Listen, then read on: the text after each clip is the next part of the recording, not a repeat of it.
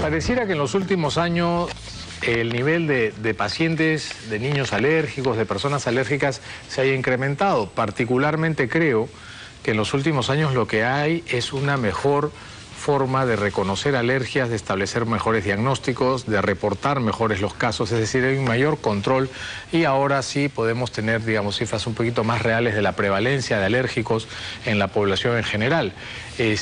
Vamos a ocuparnos el día de hoy de un tema que podría ser fácilmente entendido en términos de alergia, pero que no necesariamente puede responder a un mecanismo alérgico. Me estoy refiriendo a las atopías. ¿Qué son las atopías? ¿Cuáles son las enfermedades atópicas? De eso nos vamos a ocupar en este segmento del programa, conversando con el doctor José Ignacio Larco, él es médico alergista, con quien vamos a compartir acerca de este nombrecito tan raro, atopía. ¿Cómo estás, José Ignacio? Bienvenido a La Buena Vida. Un placer tenerte por acá. Hablemos de qué cosa es la atopía, qué significa ser atópico, el nombre de dónde viene y de qué enfermedades estamos hablando cuando nos referimos a las atopías. Sí, las atopías, efectivamente el nombre engloba una serie de enfermedades que como característica tienen los niveles de la inmunoglobulina E elevados, ¿no? Aunque no siempre los tienen, pero al principio pues era este grupo de enfermedades que tienen la IgE elevada, la inmunoglobulina E, y que la mayoría son enfermedades alérgicas. No todas son enfermedades alérgicas, pero la mayoría tienen un componente o una predisposición o son factores de riesgo para que hagas un cuadro alérgico, ¿no? Dermatitis atópica, rinitis, asma. Son las principales. Ahora, entonces, el término de atopía, que del griego se origina, sí, que significa asin, topos, lugar, porque no tenían dónde clasificar a este grupo, porque no todas eran alérgicas, pero tampoco no todas eran infecciosas y no todas eran inflamatorias, entonces mejor, como no tienen lugar, las vamos a llamar atópicas, sin lugar donde ubicarlas dentro del contexto que para ese entonces se conocía en la clasificación de las enfermedades. Sí. Entonces, eso es importante, ¿no? Porque para mucha gente, para muchos pacientes y familiares de pacientes de atópicos, la rinitis alérgica, el asma bronquial y las dermatitis atópicas son eminentemente alérgicas y no sucede así en todos los casos, ¿no, José Ignacio? No en todos los casos. ¿Por qué? Porque ¿qué cosa es lo que algunos pacientes que tienen esta inmunoglobulina E que se ve en los alérgicos, desencadena un cuadro y mientras los otros pacientes que no tienen la inmunoglobulina alta tienen cuadros muy parecidos? Pero, y eso que incluso los pacientes que no tienen la inmunoglobulina elevada, o sea, pacientes que tienen inmunoglobulina E normal, pueden ser alérgicos. ¿Cómo no? Exacto, ¿no? Esa es otra cosa, ¿no? Entonces, realmente cada vez se ve que la inmunoglobulina E como una cifra total, pues pierde valor en el momento del diagnóstico, porque realmente no te indica si un paciente es alérgico o no es alérgico. Claro, los hojas de inmunoglobulina E de repente no te van a ayudar más que la clínica y la historia y el comportamiento de la enfermedad en el tiempo. Exactamente. ¿Puede ser que existan personas que tengan inmunoglobulinas E altas en la población general que nunca han tenido una reacción alérgica? Sí. ¿No es cierto? Sí, ese es el otro lado, ¿no? Hay pacientes que tienen inmunoglobulina normal y que son alérgicos, y hay otros que tienen alta y que no lo son. Y hay otras patologías aparte, que también, otras enfermedades, que podrían elevar un poco los niveles de inmunoglobulina E, ¿no? Parasitosis, síndromes inmunológicos. No? Claro, hay condiciones que hay condiciones que podrían elevarlas sin que el paciente sea alérgico, ¿no? Ahora, efectivamente, no todos los pacientes riníticos, no todos los asmáticos y no todas las dermatitis atópicas tienen o son pacientes alérgicos, ¿no?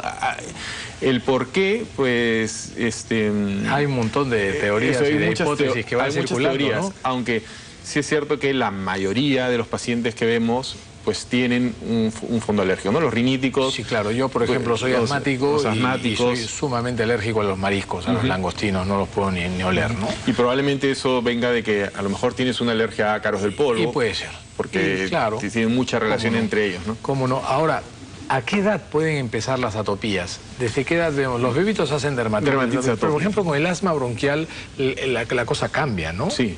una cosa también, ¿no? ¿Por qué es esto, José Ignacio? Porque hay lo que llamamos la marcha alérgica o la marcha atópica, si quieres decirle así, y normalmente los pacientes empiezan con dermatitis atópica o incluso alergias alimentarias. Luego lo normal es que vayan saltando, hagan rinitis, y luego la rinitis es un factor de riesgo muy importante para hacer asma posteriormente, ¿no? Y sin embargo, así como empiezan a una edad y van incrementándose en el tiempo, van saltando de una condición a otra mayor, con el tiempo también van decayendo en su aparición y en la presentación o en la severidad de los síntomas, ¿no?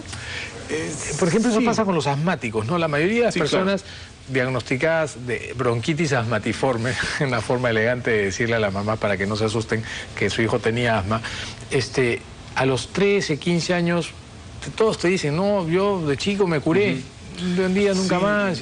Y eso está muy relacionado generalmente, bueno, el tema de hormonal ahí juega un rol importante, ¿no? Efectivamente hay un grupo importante de pacientes, las mujeres con la menstruación, con la primera menstruación, los chicos de alrededor de los 15 años o ahí 13 años, en los cuales hay un grupo importante que dejan de tener síntomas alérgicos, como que se apaciguan, por decirlo de una manera, porque normalmente ese grupo de pacientes, hay un grupo importante que cuando son un poco más adultos, a los 30 años, pues empiezan a tener nuevamente alguna molestia, ¿no? O tienen rinitis, o a lo mejor empiezan a tener un cuadro asmático, o incluso siguen teniendo asma, pero no tan intenso, solamente con momentos muy precisos. ¿Se acuerdan del inhalador, cuando de repente por ahí se le cierra un poquito el pecho? Exacto, sí. Ahora, una cosa que a mí me llama la atención y que me sirve un poco para explicarle a los papás que no todas las asmas ni las rinitis son necesariamente alérgicas, es que en una alergia a algo, digamos, penicilina, es un solo elemento y no importa la concentración, puede ser muy poquito o mucha penicilina, te va a desencadenar una alergia igual. Pero en el caso de las atopías no existe un elemento, son muchos elementos que te pueden desencadenar una crisis de eczema, una crisis de rinitis, una crisis de espasmo bronquial, ¿no? Ese es otro factor que es importante y que de hecho ayuda en el tratamiento, ¿no? Sí, a ver, efectivamente, lo que sucede es que cuando hablamos de los cuadros atópicos y pensamos en la parte alérgica, si hablando de rinitis y asma, por ejemplo, lo que nos produce los cuadros normalmente son cosas ambientales, ¿no? Entonces ahí efectivamente lo que más probablemente predomina en nuestro medio son los ácaros, pero después tenemos los epitelios, que son los pelos de animales, o a veces los hongos, o la cucaracha, incluso aquí también es bastante frecuente. Pues todo eso puede ser un desencadenante potencial de un cuadro alérgico, ¿no?